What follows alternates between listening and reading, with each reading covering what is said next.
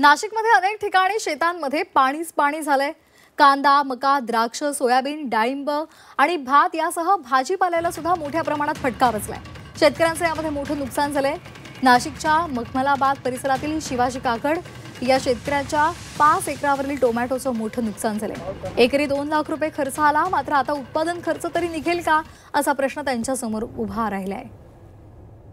नाशिकमधली आपण ही दृश्य पाहतोय, शेतामध्ये पाणीच पाणी झालेलं आहे।